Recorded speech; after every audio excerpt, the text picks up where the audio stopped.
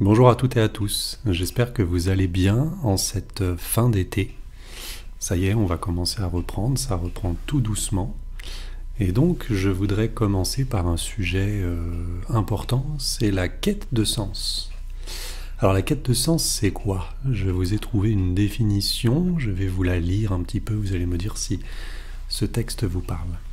La quête de sens, elle fait référence au désir profond et fondamental de trouver un but, une signification ou une valeur dans sa vie. C'est un processus introspectif par lequel les individus cherchent à comprendre le sens de leur existence, leurs actions et leurs expériences.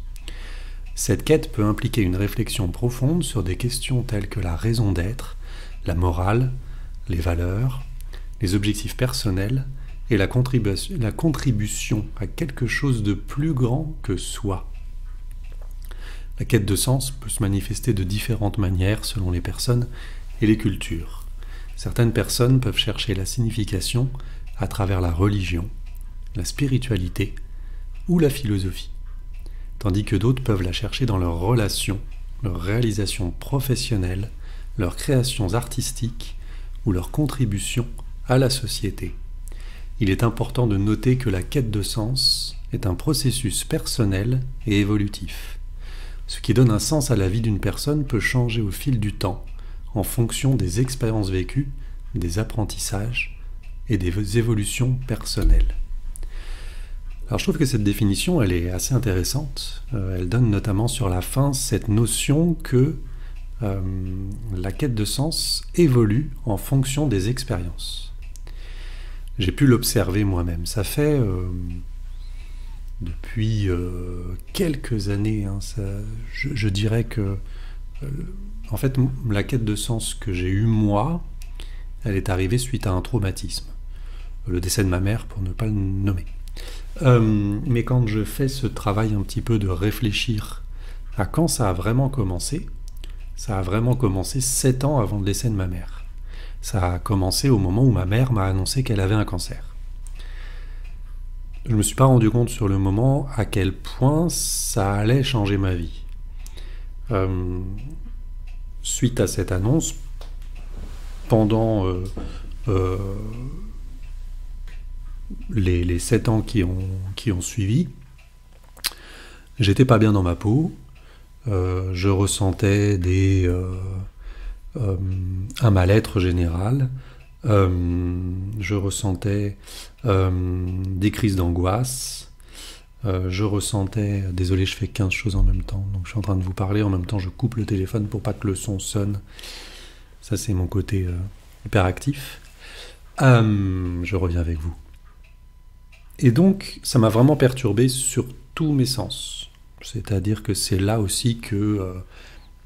cette agoraphobie qui n'en est pas une en fait, qui est plutôt une hypersensibilité des lieux et des contacts des gens, s'est amplifiée, a pris beaucoup plus d'ampleur. Le truc c'est qu'à l'époque, j'avais pas conscience que mon esprit pouvait agir sur mon corps. Pour moi, j'étais dans une croyance que seul le corps... il fallait qu'il y ait un problème dans le corps pour que le corps aille mal, forcément. J'avais pas le lien entre le cerveau et le reste du corps. Ce qui est assez fou quand j'y pense aujourd'hui, parce que maintenant j'ai beaucoup inversé la donne. C'est-à-dire que pour moi, il y a quasiment que là qui peut agir là-dessus. Ce qui est faux aussi. Mais du coup, vous voyez une première quête de sens. C'est-à-dire que ma façon de voir les choses a changé. Ce qui a plus ou moins résolu mon hypocondrie. Acquis. Je crois que ça se dit comme ça. Je suis plus hypocondriaque. J'ai plus cette notion que quand ça va mal, il faut que j'aille voir le médecin. Quand ça va mal, je sais que je vais plutôt aller voir une thérapeute, par exemple, ou travailler avec mes outils. Et puis, c'est venu comme ça sur les 7 ans où, au bout des 7 ans, décès de ma mère, d'autres événements aussi, et du coup, craquage complet. Et du coup, la quête de sens a commencé à cette époque-là, puisque les 7 ans avant, je n'ai pas du tout pris conscience, puisqu'en plus j'étais dans ce truc que ma mère était encore présente, que la médecine l'aidait, Et du coup, j'étais plutôt... Je sais pas comment dire, mais il y a ce truc de quand la médecine maintient les gens en vie, du coup, soi-même, on se dit, bon, bah, ça va tenir encore. Et puis au bout de 7 ans, paf, le coup près tombe, le décès arrive. Et donc peu de temps après, craquage, burn-out, dépression. Moi je préfère dire dépression, mais bon, on peut dire burn-out si on veut. En tout cas, voilà, pétage de câble.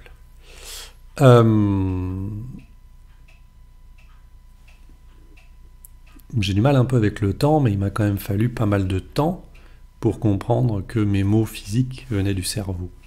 J'ai fait tous les tests possibles et inimaginables physiques, rien n'en ressortait. Jusqu'à ce que du coup j'accepte que, effectivement, ça vienne de là-dedans. Quand il s'est passé ça, il y a eu le début de la quête de sens. Ma quête de sens est passée bien sûr par la thérapie. J'avais besoin de la thérapie pour aller mieux. Mais en allant mieux, j'ai compris qu'en fait, je ne respectais pas mes valeurs.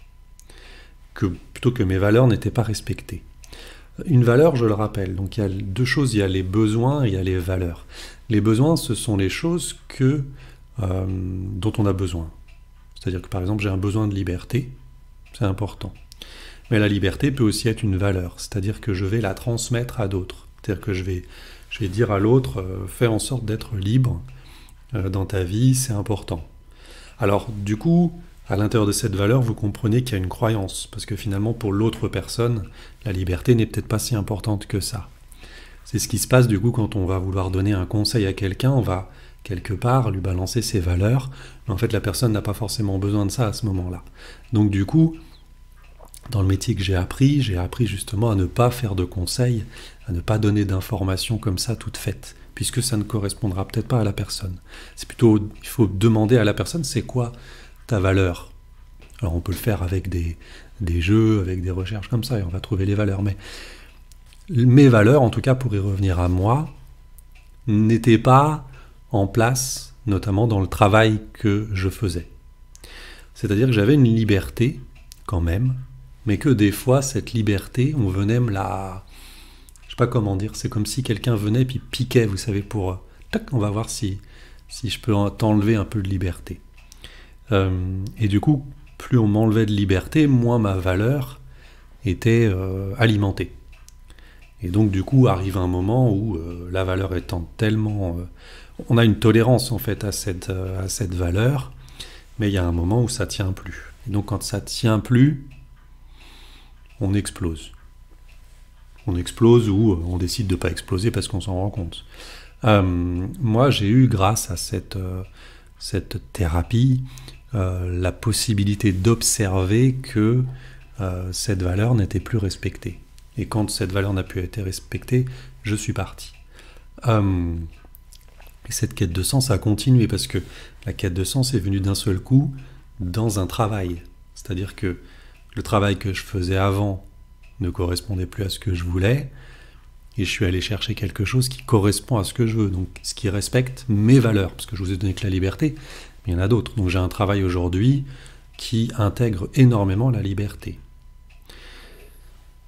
C'est bien d'avoir ces valeurs, par contre il faut les quantifier. J'ai envie de dire, si on a trop de liberté, moi quand j'en ai trop, après finalement je fais plus rien.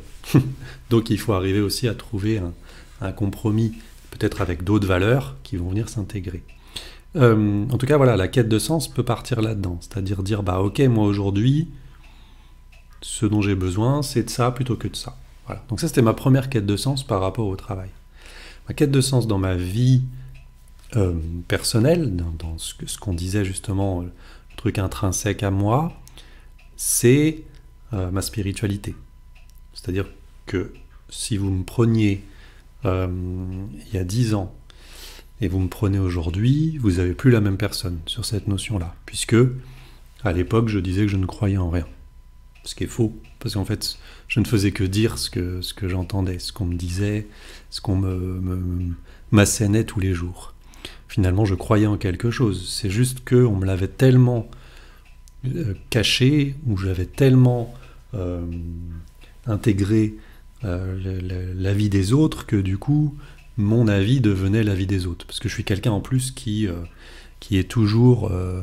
mince, je trouve plus le mot. Mais c'est triste parce que justement j'ai lancé une thérapie là-dessus pour m'en rendre compte. Si par exemple j'ai deux personnes face à moi qui vont me donner deux avis différents, je vais prendre l'avis de l'un, puis l'avis de l'autre, puis l'avis de l'un, puis l'avis de l'autre, sans donner mon propre avis. À auto-adaptation? Oui, enfin, je sais plus. Bref, peu importe, vous avez compris le truc. C'est-à-dire que je n'existe jamais quasiment. Donc je travaille dessus, justement, quête de sens. Et donc à l'époque, je prenais vraiment ça. C'est-à-dire que pour moi, si on me demandait est-ce qu'il existe Dieu, par exemple, non, ça n'existe pas. Est-ce qu'il y a quelque chose après la mort? Non, du tout, il n'y a rien. Le travail personnel, la quête de sens que j'ai faite, m'a permis de changer cet avis. Et du coup, ça s'est passé par des rencontres et par des thérapies aussi un peu autres, j'avoue. Donc voilà, ça fait déjà... Moi, c'est par le biais de la thérapie, en tout cas, que les choses viennent. Après, il y avait quelque chose d'intéressant dans la définition que je vous ai lue. Ça peut passer aussi par l'art. Et l'art n'est pas assez présent chez moi, mais il l'est. C'est-à-dire que ma quête de sens est passée aussi par une ouverture à ça, par une ouverture à l'expression, je dirais. Puisque pour moi, l'art, c'est ça, c'est de l'expression. Et donc, dans l'art, je vais exprimer des choses. Donc voilà encore une quête de sens. C'est passé un peu aussi par la psychologie finalement, puisque comme je vous le dis par exemple, là je vous donne des choses sur moi. Aujourd'hui je suis une thérapie axée plus sur, comment dirais-je, sur mon fonctionnement, mais j'ai fait de la psychologie sur une psychologie classique en fait, d'aller parler un petit peu de ce qui se passe dans ma vie. Bon, ça a été... ça fait partie de ma vie, de mes changements. Ça n'a pas forcément été les choses qui ont le plus travaillé sur ma quête de sens. Si je devais aujourd'hui... voilà, je vous ai donné les deux choses, c'est-à-dire le travail, le changement de rapport au travail, qui est assez impressionnant quand je regarde avec le recul, et la quête de sens par rapport à cette spiritualité, qui est énorme aussi, qui est un truc assez incroyable quand je vois, si je pouvais parler à mon moi d'il y a 10 ans, je dis 10 ans, mais plus ça va aller, plus ça va pousser, je suis sûr qu'on n'arriverait même pas à se comprendre. Cette quête de sens, par contre, elle perturbe votre entourage. Elle perturbe votre rapport à l'entourage aussi, c'est-à-dire vous par rapport à cet entourage, et cet entourage par rapport à vous, qui peut ne plus vous comprendre. Forcément, parce qu'en fait, vous changez et l'autre ne change pas. Ou alors il change, mais peut-être pas forcément de la même manière. Si on prend... je n'ai pas besoin de faire ce truc avec les mains, je le fais tout le temps. Si vous avez une évolution assez énorme et que les autres, eux, stagnent, voire augmentent ou régressent, forcément, vous ne vous retrouvez plus, vous ne vous comprenez plus. Et ça peut être parfois difficile.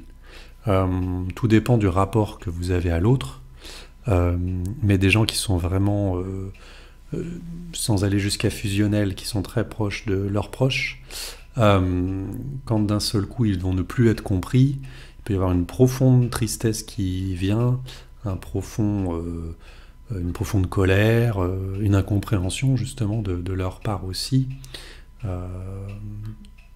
Donc c'est très compliqué. C'est très très compliqué, ça je pense que c'est la part la plus compliquée, c'est le rapport à l'autre. Comme on l'a dit, la quête de sens c'est très personnel, mais comme ça reste très personnel, l'autre a du mal à comprendre. On a quand même une interaction avec l'autre, tous les jours vous le voyez. Donc voilà, c'est la part la plus compliquée. Donc votre cercle, j'ai envie de dire, votre cercle d'amis, votre cercle de collègues, votre cercle familial va évoluer en fait. Vous pouvez perdre des gens, vous pouvez découvrir d'autres personnes. Je n'ai pas parlé aussi du cercle amoureux, bien sûr, du cercle couple qui peut être complètement explosé. Donc vous allez refaire en fait ce truc-là, et souvent vous entendrez des gens qui vous disent qu'en ayant commencé une quête de sens, ils ont laissé des gens derrière. Après ça, c'est un travail personnel effectivement à faire pour comprendre dans cette quête de sens que c'est normal, qu'il y a des gens qui partent et qu'il y a des gens qui arrivent, que la solitude peut s'imposer beaucoup plus à vous. Et après, c'est vraiment à chacun de voir comment il réagit par rapport à ça. Moi, j'y ai pas mal réagi, mais il y a des petits regrets, il y a des petits étonnements, il y a des petites tristesses de ne pas être compris. Et encore au-delà d'être compris, c'est de ne pas être accepté. Parce que être compris, bon, moi je ne demande pas aux gens de me comprendre, mais je demande aux gens de m'accepter, comme moi je les accepte avec leurs différences. Au moment où je dis ça, mon chat s'étend. Voilà ce que je voulais vous dire sur ma quête de sens et sur la quête de sens en général. J'espère que cette vidéo vous a plu, qu'elle n'a pas été trop longue. Je vois 16 minutes, donc le temps du montage. Je vais voir ce que ça fait. Mais en tout cas, je vous remercie de m'avoir écouté. N'hésitez pas, si ça vous parle, s'il y a des choses qui résonnent en vous, à rajouter des petits commentaires en bas. Ça me plaît beaucoup les commentaires, de pouvoir justement échanger avec vous, parce que c'est quand même un peu le principe de se dévoiler comme ça lors d'une vidéo. Donc n'hésitez pas. N'hésitez pas aussi à liker, à commenter, à partager, à vous abonner. Enfin, vous connaissez la totale, je ne vais pas vous refaire le truc. Je vous souhaite une excellente journée et je vous dis à très bientôt pour une prochaine vidéo. Au revoir.